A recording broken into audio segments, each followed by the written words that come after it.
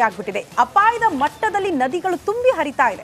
ಕ್ಷಣ ಕ್ಷಣಕ್ಕೂ ಏರಿಕೆ ಆಗ್ತಾ ಇದೆ ನೇತ್ರಾವತಿ ನದಿ ನೀರಿನ ಹರಿವು. ಬಂಟ್ವಾಳದ ಕಡುವಿನ ಬಾಗಿಲು ಬಳಿ 7 ಮನೆ ಜಲಾವೃತವಾಗಿದೆ ಅಂತೆ.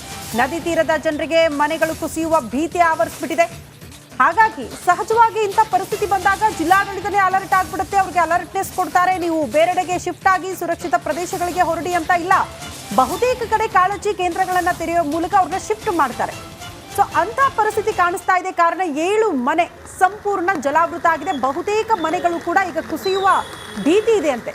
ದೃಶ್ಯ ನೋಡ್ತಾ ಇದ್ದೀವಿ, ಅರ್ಧಕ್ಕರ್ಧ ಮನೆ ಮುಳುಗಿರುವ ದೃಶ್ಯ. ಮತ್ತೊಂದು ಕಡೆ ನದಿಗಳು ಅಪಾಯದ ಮಟ್ಟ ಮೀರಿ ಹರಿತಾ ಇರೋದು.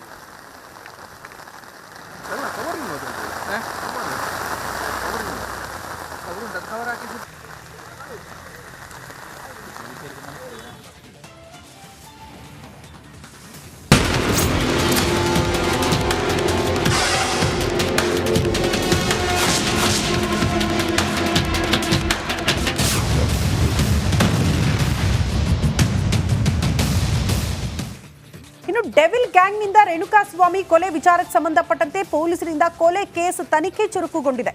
ಬಹುತೇಕ ಪೂರ್ಣಗೊಂಡಿದೆ ತನಿಖೆ ಅಂತ ಹೇಳಲಾಗ್ತಾ ಇದೆ. ಕಾರಣ ಪ್ರತ್ಯಕ್ಷ ಪರೋಕ್ಷ ಸಾಕ್ಷಿಗಳ ಹೇಳಿಕೆಯನ್ನ ಕೂಡ ದಾಖಲು ಮಾಡಿಕೊಂಡಿದ್ದಾರೆ ಪೊಲೀಸರು. ಎಲ್ಲವೂ ಕೂಡ ಪೂರ್ಣಗೊಂಡಿದೆ.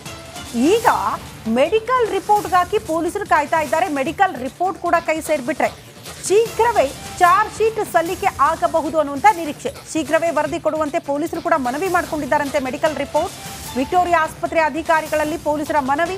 ಆರೋಪಿಗಳ ಕೂದಲು, ಉಗುರು, ರಕ್ತದ ಸ್ಯಾಂಪಲ್ ಎಲ್ಲವನ್ನ ಕೂಡ ಪರೀಕ್ಷೆಗೆ ಕೊಟ್ಟಿದ್ರು. ಅದರ ರಿಪೋರ್ಟ್ ಬರಬೇಕು. ಆ ರಿಪೋರ್ಟ್ ಬೇಗ ಕೊಟ್ಬಿಟ್ರೆ ಚಾರ್ಜ್ ಶೀಟ್ ಸಲ್ಲಿಕೆ ಮಾಡೋದಕ್ಕೆ ಈಸಿ ಆಗುತ್ತೆ ಅನ್ನೋದು ಪೊಲೀಸರ ಮನವಿ.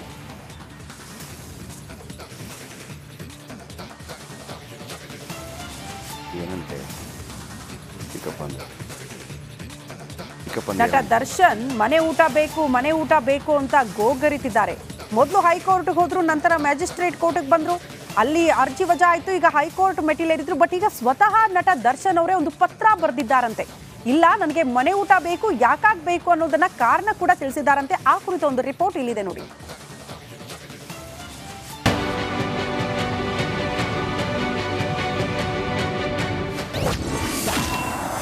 ಜೈಲೂಟಕ್ಕೆ ಕಾಟೇರ ಕಂಗಾಲು. ಮನೆ ಊಟಕ್ಕಾಗಿ ದರ್ಶನ್ ಪತ್ರ. ರೇಣುಕಸ್ವಾಮಿ ಕೊಲೆ ಕೇಸಲ್ಲಿ ಪರಪ್ಪನ ಅಗ್ರಹಾರ ಸೇರಿರೋ ಕಾಟೇರ ಕಂಗಾಲಾಗಿದ್ದಾನೆ. ಮನೆ ಊಟಕ್ಕಾಗಿ ಪದೇ ಪದೇ ಪರಿತಪಿಸುತ್ತಿದ್ದಾನೆ.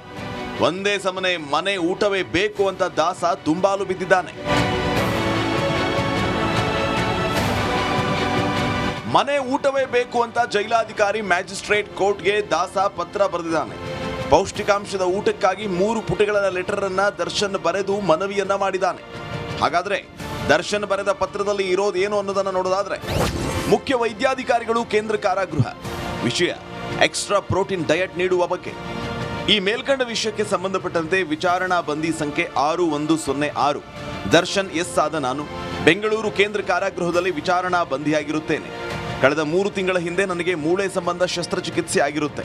ಹಾಗೂ ನಾನು ದಿನನಿತ್ಯ ಕೆಲಸದ ನಿಮಿತ್ತ ಕಸರತ್ತು ನಡೆಸ್ತಾ ಇದ್ದು ನನ್ನ ದೇಹಕ್ಕೆ ಪ್ರೋಟೀನ್ ಡಯಟ್ ಅವಶ್ಯಕತೆ ಇರುತ್ತೆ. ಕಾರಾಗೃಹಕ್ಕೆ ದಾಖಲಾದ ದಿನದಿಂದ ಕಾರಾಗೃಹದಲ್ಲಿ ನೀಡಿದ ಆಹಾರವನ್ನು ಸೇವಿಸುತ್ತಿದ್ದು ನನ್ನ ಆರೋಗ್ಯ ಮತ್ತು ದೇಹದ ಮೇಲೆ ವ್ಯತಿರಿಕ್ತ ಪರಿಣಾಮ ಬೀರುತ್ತಿದೆ. ನನ್ನ ದೈಹಿಕ ಆರೋಗ್ಯ ಕಾಪಾಡಿಕೊಳ್ಳಲು ಕಾರಾಗೃಹದಲ್ಲಿ ದೊರೆಯುವ ಆಹಾರದ ಜೊತೆ ಎಕ್ಸ್ಟ್ರಾ ಪ್ರೋಟೀನ್ ಡಯಟ್ ಇರುವ ಆಹಾರವನ್ನು ನೀಡಬೇಕಾಗಿ ಮಾನ್ಯರಲ್ಲಿ ಮನವಿ. ಜೈಲೂಟ ಸೇರ್ತಾ ಇಲ್ಲ ಅಂತ ಸಾರಥಿ ಮನೆ ಊಟ ಬೇಕು ಅಂತ ಪಟ್ಟು ಹಿಡಿದಿದ್ದಾನೆ. ತನ್ನದೇ ಹಸ್ತಾಕ್ಷರದ ಮೂಲಕ ಜೈಲಾಧಿಕಾರಿಗಳು ಹಾಗೂ ಮ್ಯಾಜಿಸ್ಟ್ರೇಟ್ಗೆ 3 ಪತ್ರಗಳನ್ನು ಬರೆದು ದಾಸ ಮನವಿಯನ್ನ ಮಾಡಿಕೊಂಡಿದ್ದಾನೆ. Crime bureau, Republic Kannada.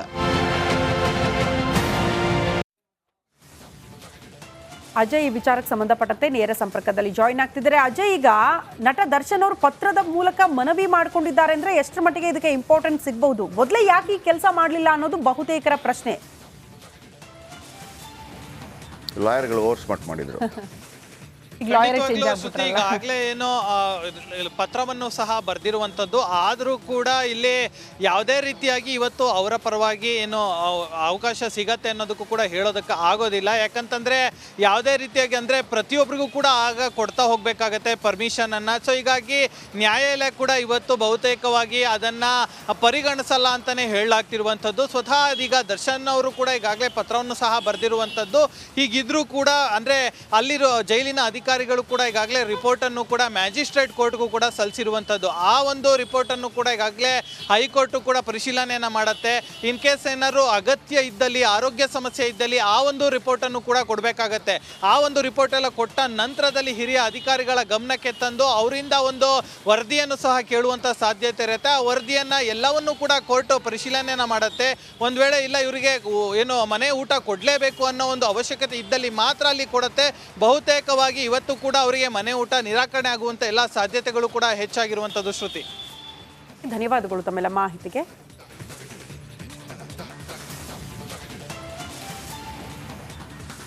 ವಾಹನಗಳು ಕೂಡ ಓಡಾಡಕ್ಕಾಗಲ್ಲ, ಕಾರಣ ಅಷ್ಟು ನೀರಿನ ರಭಸ ಇದೆ.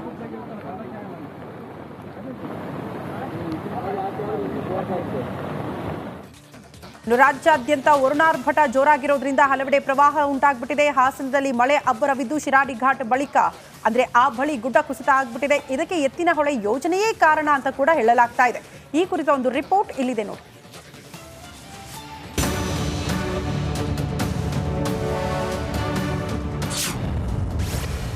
ಮಳೆ ಆರ್ಭಟಕ್ಕೆ ನಲುಗಿದ ಹಾಸನ, ಶಿರಾಡಿ ಘಾಟ್ ಸಂಚಾರ ಬಂದ್.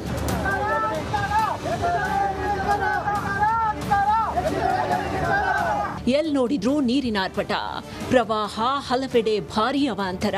ಹಾಸನದಲ್ಲಂತೂ ಮಳೆಯ ಜೊತೆ ಸರ್ಕಾರದ ಆ ಯೋಜನೆಯ ತಲೆಬಿಸಿ ಇದೆ. ಜಿಲ್ಲೆಯಲ್ಲಿ ಸುರಿತಾ ಇರುವ ಭಾರೀ ಮಳೆಗೆ ರಾಷ್ಟ್ರೀಯ ಹೆದ್ದಾರಿ 75ರ ಶಿರಾಡಿ ಘಾಟ್ ದೊಡ್ಡ ತಪ್ಪಲು ಬಳಿ ಗುಡ್ಡ ಕುಸಿತ ಆಗಿದೆ. ಇದರಿಂದ ಸುತ್ತಮುತ್ತಲ ಗ್ರಾಮಸ್ಥರಿಗೆ ಪದೇ ಪದೇ ತೊಂದರೆಯಾಗ್ತಾ ಇದೆ.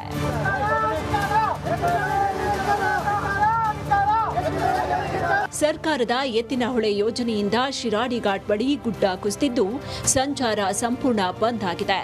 ಎತ್ತಿನಹೊಳೆ ಯೋಜನೆಯೇ ಹಲವಾರು ಹಳ್ಳಿಗಳಿಗೆ ಕಂಟಕ ಆಗಿದೆ. ಯೋಜನೆಯಿಂದಾಗಿ ಹಲವು ಮನೆಗಳಿಗೆ ಹಾನಿಯಾಗಿದ್ದು ರಸ್ತೆ ಸಂಚಾರಕ್ಕೆ ಮಾರ್ಗ ಇಲ್ಲದೆ ಗ್ರಾಮಸ್ಥರು ಪರದಾಡುವಂತಾಗಿದೆ.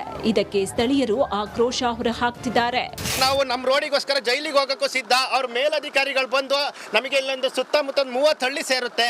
30 ಹಳ್ಳಿಯಿಂದ ನಮಗೆ ರೋಡ್ ಬೇಕು. ಶಾಲಾ ಮಕ್ಕಳಿಗೆ, ಆಸ್ಪತ್ರೆಗೆ ಹೋಗೋರಿಗೆ, ವೃದ್ಧರಿಗೆಲ್ಲ ತೊಂದರೆ ಆಗಿದೆ. ಹಾಗಾಗಿ ನಮಗೆ ಒಂದು ವಾರದೊಳಗೆ ತಾತ್ಕಾಲಿಕ ಸಿಮೆಂಟ್ ರೋಡ್ ಕೇಳ್ತಿಲ್ಲ. ಎಲ್ಲಿಗೆ ಪರಿಹಾರ ನೆಕ್ಸ್ಟ್ ಏನು ಮಾಡ್ತಾರೆ ಗೊತ್ತಿಲ್ಲ. ರೋಡ್ ಮಾಡ್ಕೊಡ್ಬೇಕು ಅಷ್ಟೇ. ನಮಗೆ ಯಾವುದೇ ರೋಡು ಇಲ್ಲ, ಸಂಪರ್ಕ ಇಲ್ಲ, ಸಂಪರ್ಕ ಕಡಿತ ಆಗಿದೆ. ನೀರಾವರಿ ತಜ್ಞ ಜಿಎಸ್ ಪರಮಶಿವಯ್ಯ ವರದಿ ಆಧರಿಸಿ ಸರ್ಕಾರ ಕೈಗೆತ್ತಿಕೊಂಡಿರುವ ಕುಡಿಯುವ ನೀರಿನ ಯೋಜನೆಯಾಗಿದೆ. ಸಕಲೇಶ್ಪುರ ಆಸುಪಾಸಿನಲ್ಲಿ ಹರಿಯುವ ಎತ್ತಿನ ಹೊಳೆ, ಕಾಡುಮನೆ ಹೊಳೆ, ಹೊಂಡದ ಹೊಳೆ ಮತ್ತು ಕೇರಿ ಹೊಳೆ ಮೂಲಕ ನೀರನ್ನ ಸಂಗ್ರಹಿಸಲಾಗುತ್ತೆ. ಒಟ್ಟು 8 ಒಡ್ಡುಗಳನ್ನು ನಿರ್ಮಿಸಿ ಸಂಗ್ರಹಿಸಲಾದ ನೀರನ್ನ ಪೈಪ್ಲೈನ್ ಮೂಲಕ ಹರವನಹಳ್ಳಿ ಎಂಬ ಗ್ರಾಮದ ಬಳಿ ಸಂಗ್ರಹಿಸಲಾಗುತ್ತೆ. ಹೀಗೆ ಸಂಗ್ರಹಿಸುವ ನೀರನ್ನ ತುಮಕೂರು, ಚಿಕ್ಕಬಳ್ಳಾಪುರ, ಕೋಲಾರ, ಬೆಂಗಳೂರು ಗ್ರಾಮಾಂತರ, ರಾಮನಗರ